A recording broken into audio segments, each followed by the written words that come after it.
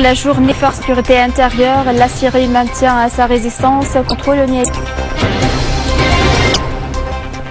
L'armée cible des regroupements éliminant des dizaines.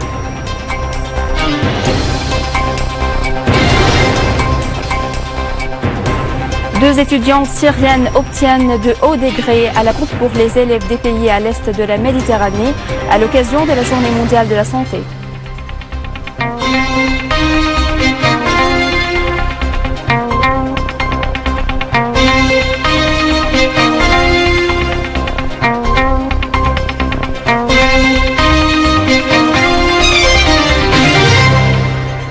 Mesdames et messieurs, bon après-midi et merci de nous rejoindre.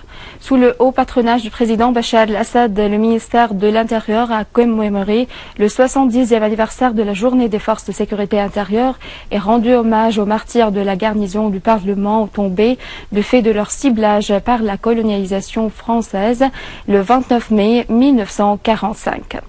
Dans une allocution prononcée lors d'une cérémonie organisée à cette occasion, le ministre de l'Intérieur, le général Mohamed El-Shahar, a indiqué que les forces de sécurité intérieure se tiennent fermes aux côtés de l'armée arabe syrienne face au terrorisme takfiriste venant de tout le monde, visant notre existence, notre indépendance et notre intégrité territoriale.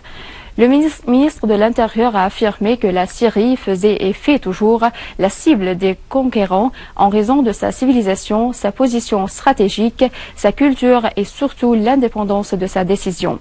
Le général Shahar a fait savoir que les héros tombés en martyrs par le colonialiste français au bâtiment du Parlement syrien avaient constitué un exemple à suivre, vu qu'ils avaient refusé de saluer le drapeau français et insisté sur leur attachement à leur patrie.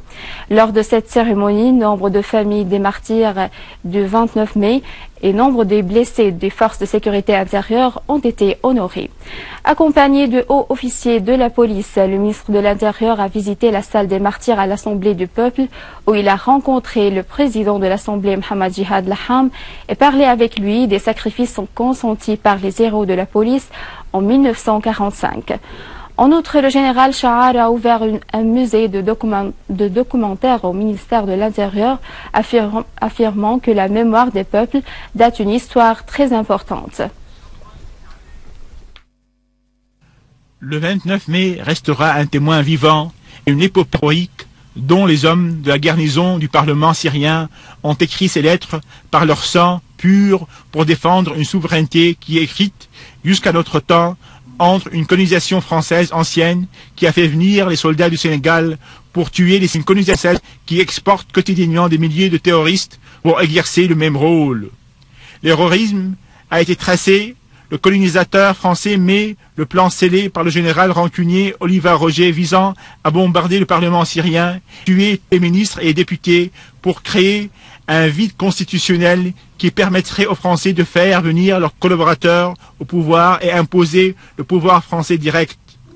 La date du 29 mai a été fixée pour lancer l'agression où il était prévu de tenir la séance du Parlement à laquelle les ministres assisteront. Et pour trouver un prétexte pour commencer l'agression, les Français ont demandé à la garnison du Parlement de s'aligner pour saluer le drapeau de l'occupation française en le faisant descendre du mât du quartier général de l'état-major. Et c'est ce que la garnison a refusé. Alors les Français ont pris ceci comme prétexte pour attaquer la garnison aux blindés et aux chars et exécuter les massacres les plus odieux qui ont causé la tombée en martyrs de 28 gendarmes de la garnison pour que ce jour devienne la fête des forces de la sécurité intérieure en Syrie. Les crimes des Français à l'encontre du peuple syrien sont un prolongement de leur terrorisme qu'ils exercent aujourd'hui avec la collaboration des Américains, des Turcs et des Arabisants à la solde du sionisme, dans une tentative de briser la volonté des Syriens et de porter atteinte à la décision souveraine de la Syrie. Leur problème avec la Syrie aujourd'hui est le même que celui du passé. Ainsi, le drapeau syrien sacré avait jadis des sangs purs qui l'ont protégé et qui continueraient à le protéger dans l'avenir.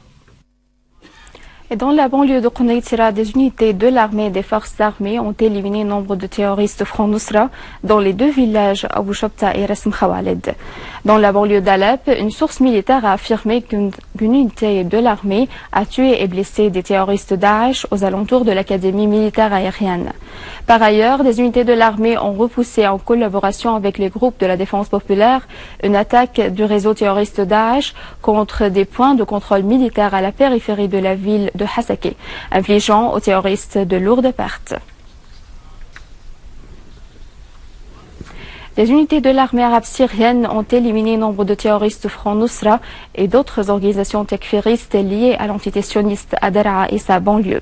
Une source militaire a déclaré que des attaques lancées par l'armée visant des cachettes et des terroristes de Nusra et du mouvement islamiste d'Al-Muthanna dans les quartiers des Abbasides et Al-Hamadine à Daraa al-Balad ont fait grand nombre de tués d'entre eux et la destruction de leurs armes.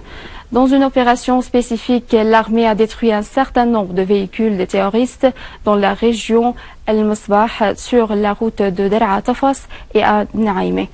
Dans la banlieue de Soueida, des unités de l'armée en coopération avec les groupes de la défense nationale ont détruit plusieurs cachettes des terroristes Daesh au bord du désert syrien. Selon une source militaire, les affrontements ont fait des dizaines de tués et blessés parmi les terroristes. Une unité de l'armée a également statué un certain nombre de terroristes à l'est de Del Feina. Le quotidien turc Cumhuriyet a publié sur son site web une séquence vidéo qui montre les camions qui ont été bloqués au début de l'année 2014 et qui appartiennent au service de renseignement turc, qui transportaient des armes et des munitions aux organisations terroristes en Syrie. Et c'est ce qui a causé l'embarras du régime d'Erdogan et l'a poussé à poursuivre le quotidien en justice et d'ouvrir une enquête à son encontre. Le quotidien a annoncé que la séquence vidéo qu'il s'est procurée a été filmée à travers 3 caméras qui appartiendraient au service de renseignement turc et à la police, et dans laquelle apparaît nombre de camions portant des caisses contenant des armes et des munitions cachées sous des boîtes de médicaments. Le député du parti du peuple de l'opposition turque, Mohamed Ali Oglu, a affirmé que les services de renseignement turcs continuent de transporter les armes aux organisations terroristes extrémistes en Syrie.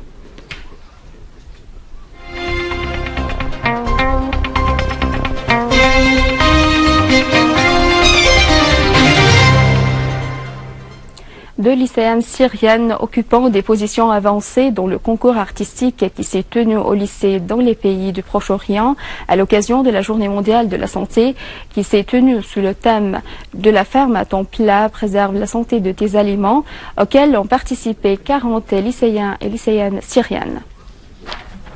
La participation de la Syrie aux activités de la Journée mondiale de la santé était distinguée, où les Syriens prouvent toujours qu'ils sont attachés à la vie et continuent de développer leurs capacités artistiques et créatives, en dépit des circonstances difficiles actuelles. Et cette victoire qu'ont remportée les deux lycéennes syriennes, Yamama Al-Malla et Amir Al-Qasim, était la plus grande preuve de l'intérêt scolaire à l'éducation artistique et la création de l'environnement propice à. La participation de la Syrie cette année était distinguée et en collaboration étroite entre les deux ministères de l'éducation et de la santé d'un côté et l'Organisation de la santé mondiale de l'autre, où 40 lycéens et lycéennes ont participé au dernier concours régional. 800 lycéens et lycéennes ont participé au dessin de tableaux distingués dans une exposition organisée.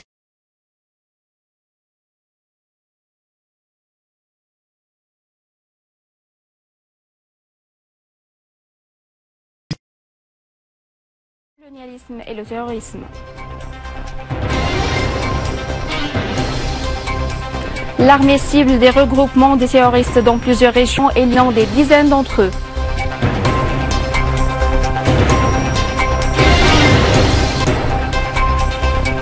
Deux étudiantes syriennes obtiennent de haut degré à la compétition du centre technique pour les élèves des pays à l'est de la Méditerranée à l'occasion de la Journée mondiale de la santé. C'est la fin du journal. Je vous remercie de l'avoir suivi. Je vous rappelle que vous pouvez consulter syrienonline.sy pour revoir ce journal et davantage d'informations. Au revoir.